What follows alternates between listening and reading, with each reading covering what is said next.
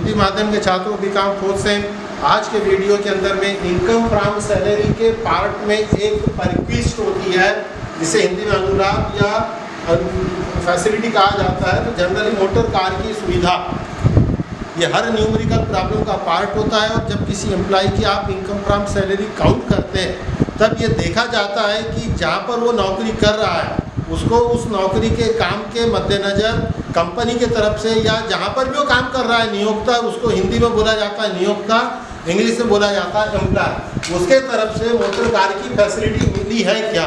अब ये motor car को समझने के लिए आपको 3-4 बातों का अच्छे से समझना पड़ेगा। आज का जो मेरा वीडियो है उस बात को फोकस करते हुए है, राइट। तो चल शुरू कीजिए, हम लोग करते हैं। जैसे ए बी सी ऐसे मैंने 3 भागों में बांटा है। ए पोर्शन में मोटर कार की फैसिलिटी गिवन बाय एम्प्लॉयर, जहाँ पर आप नौकरी कर रहे हैं उस संस्था या ऑफिस या मालिक की तरफ से मोटर कार की सुविधा आपको दी गई है। अब ये मोटर कार की सुविधा दी गई है तो इसमें 2-3 बातें देखनी होती है। पहली बात तो देखनी होती है कि जो मोटर कार की सुविधा आपको मिली है वो कितने लीटर क्यूबिक कैपेसिटी की है, जो न्यूमेरिकल प्रॉब्लम में लिख करके आता है। नहीं भी आएगा तो बिग कार और स्मॉल कार ऐसा लिख के आता है। बिग कार का मतलब होता है जिसकी क्यूबिक कैपेसिटी 1.6 लीटर की है और छोटी कार स्मॉल कार का मतलब होता है जिसकी कैपेसिटी 1.6 लीटर क्यूबिक कैपेसिटी से कम है। जनरली न्यूमेरिकल प्रॉब्लम में बड़ी कार, छोटी car, big car, small car, large car, small car ऐसे वर्ड आते हैं। अब उसके बाद में दूसरी बात ये देखनी पड़ती है कि जो मोटर कार कंपनी के तरफ से प्रोवाइड की गई उसका खर्चा कौन कर रहा है। खर्चा 2 प्रकार से होता है। एक तो खर्चा मालिक करेगा, एम्प्लॉयर करेगा, ओके, या तो खर्चा एम्प्लॉय करेगा। यानी आप यदि नौकरी कर रहे हो, आपको मोटर कार मिली तो पहले तो देखना बड़ी है कि छोटी है। उसके बाद देखिए अब जब कार दी हुई है तो उसको ईंधन लगेगा, पेट्रोल लगेगा, सब कुछ लगेगा, तो इसका खर्चा कौन दे रहा है। कई बार वो भी कंपनी देती है। तो ये पहला जो मैंने मुद्दा लिया हूँ कि आपको बड़ी कार मिली है, all expenditure made by employer, यानी पूरा खर्चा मालिक कर रहा है, और कार का जो यूज़ हो रहा है वो बोथ ऑफिस और पर्सनल पर्पस। अब कंपनी से जो कार मिली है तो उसके 2 उपयोग हो सकते हैं, या तो आप उसका ऑफिस के लिए इस्तेमाल करो या पर्सनल इस्तेमाल करो या दोनों इस्तेमाल करो। टेक्निकली यदि आपको कार मिली है फिर वो बड़ी हो चाहे छोटी हो, यदि आप उसका सिर्फ ओनली एंड ओनली पर्सनल उपयोग कर रहे हैं, ऑफिस के लिए कुछ भी काम नहीं हो रहा है कार का, तब तो जो खर्चा कर रहा है मालिक वो पूरा का पूरा आपकी सैलरी में जुड़ जाएगा। बात ध्यान में आ गई कि आप काम कर रहे हैं टाटा कंपनी में, टाटा कंपनी में आपको कार दी बड़ी वाली, खर्चा भी पूरा टाटा कंपनी कर रही, लेकिन कार का उपयोग आप कर रहे हो सिर्फ अपने घरेलू काम के लिए।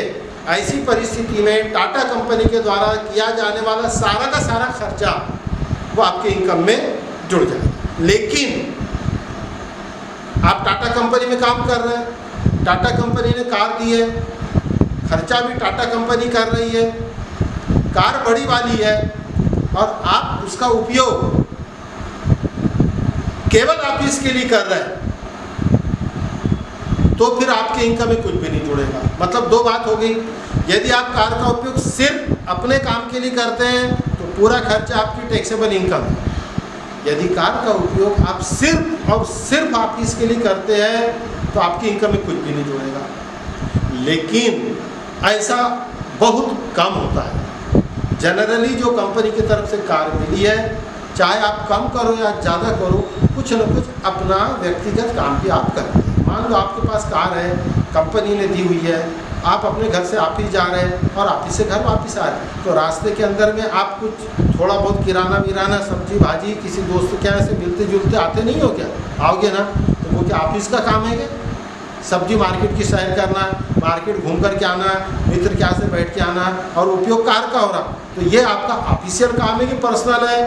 पर्सनल है, लेकिन कब कर रहे हैं? ऑफिस जाते जाते, ऑफिस से आते आते, अर्थात जो यूज हो रहा है वो ऑफिस और पर्सनल दोनों काम के लिए हो रहा है।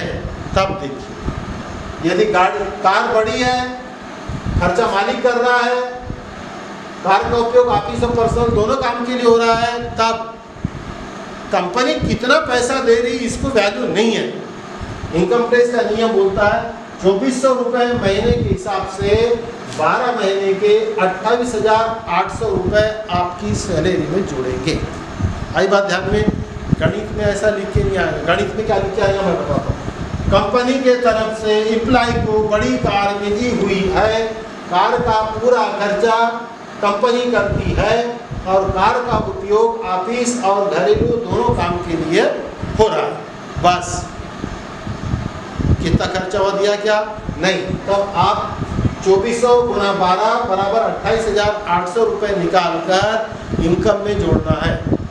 अब आप बोलेंगे सर यदि मान लो खर्चा दिया है, तो खर्चा मतलब कंपनी के तरफ से बड़ी कार एम्प्लॉय को दी गई है जिसका पूरा खर्चा कंपनी कर रही है और उपयोग ऑफिस और पर्सनल काम के लिए हो रहा है, और कंपनी ने इसके लिए उसको 10,000, 15,000 रुपये या 20,000 रुपये या 40,000 रुपये का खर्चा दिया। खर्चा कितना भी दिया हो,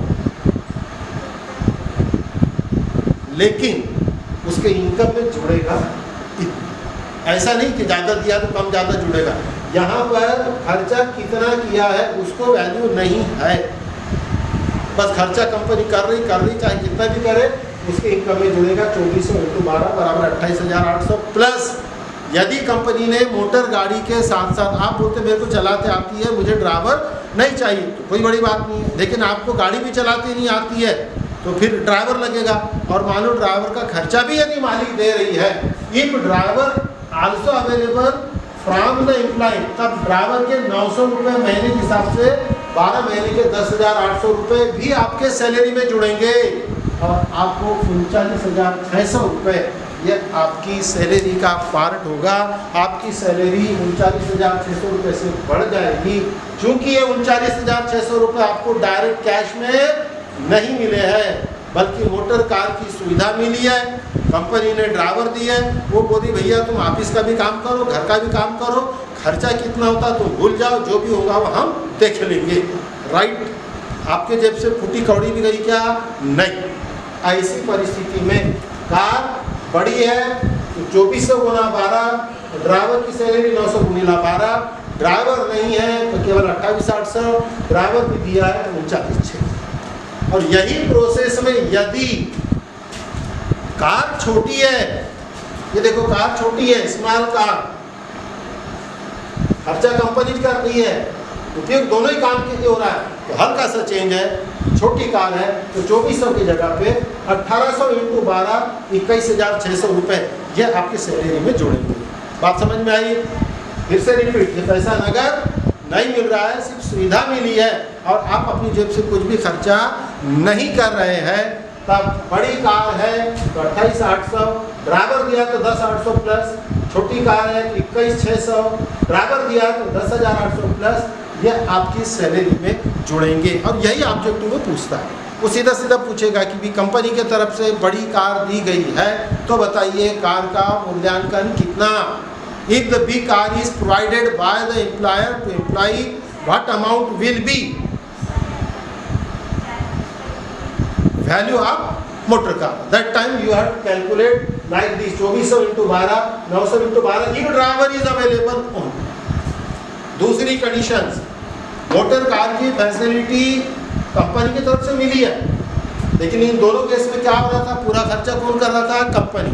एम्प्लॉय की जेब से कितना पैसा खर्चा हो रहा था? 0। अब यहाँ पर कार कंपनी की है, लेकिन खर्चा कंपनी नहीं दे रही है, पूरा का पूरा खर्चा उस एम्प्लॉय को खुद करना पड़ रहा है।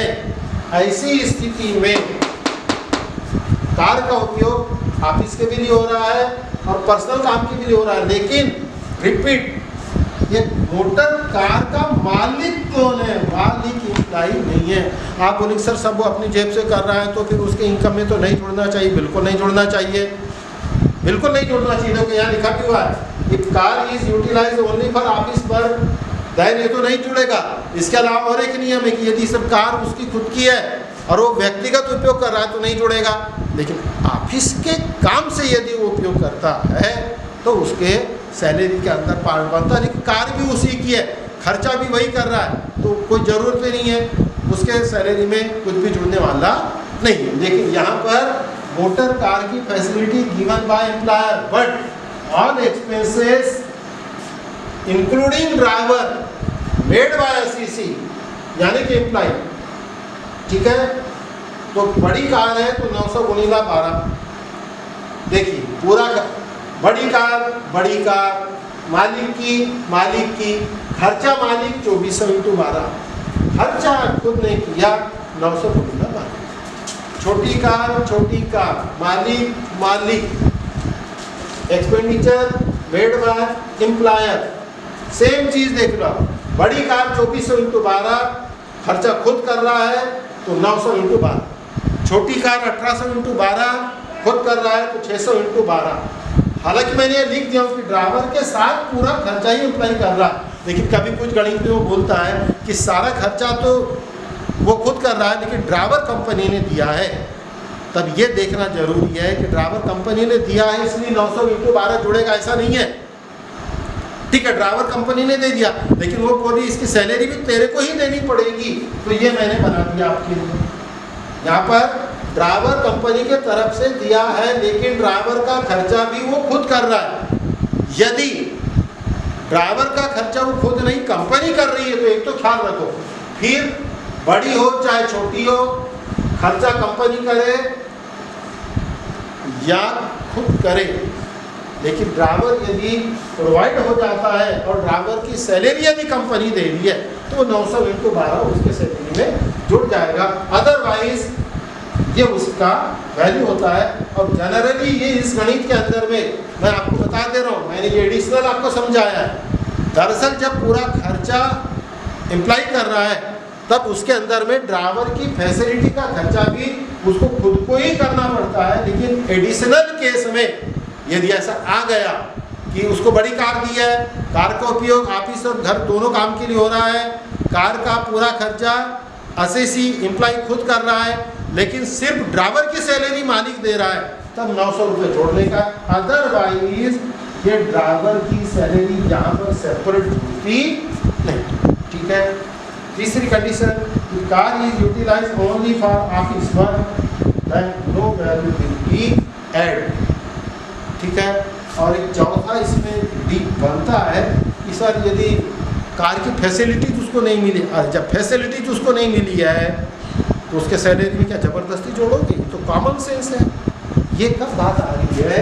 जब फैसिलिटी कार की तरफ से मिली हुई है, ये रिक्वेस्ट है, ये अनुलाभ है, राइट, तो इसीलिए, और चूंकि नगद नहीं मिलता है, ये एम्प्लॉय की जेब में डायरेक्ट पैसा नहीं आता है सुविधा के रूप में, इसीलिए ये पैसा उसकी इनकम में जुड़ेगा।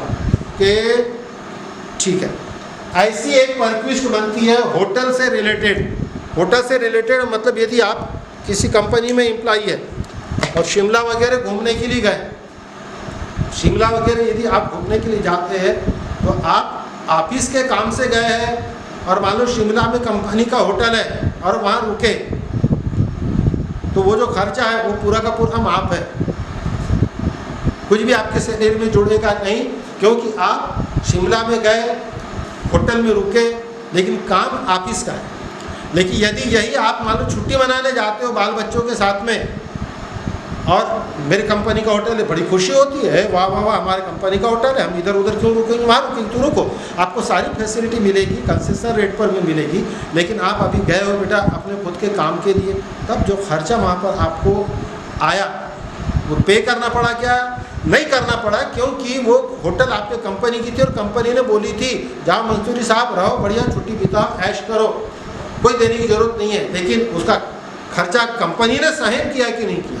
किया ना, भले आपकी जेब से नहीं गया हो। इनकम टैक्स की परिभाषा के अनुसार ये आपको एडिशनल फैसिलिटी मिली हुई है, क्योंकि आप शिमला की होटल में अपने व्यक्तिगत काम से रुके थे, ऑफिस के काम से नहीं।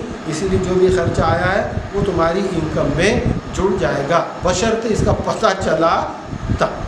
ठीक है, तो इस तरह से परक्यूस्ट है। अगले वीडियो लेक्चर्स में और मैं कुछ देखूंगा कि अनुलाभ बचे हैं क्या, अन्यथा 2-3 ऐसे न्यूमेरिकल प्रॉब्लम उदाहरण के साथ में लेके आऊँगा और फिर हम उसका कैलकुलेशन करके समझने की कोशिश करेंगे कि परक्यूस्ट और अनुलाभ या भत्ते का उपयोग कैसे होता है। Thank you.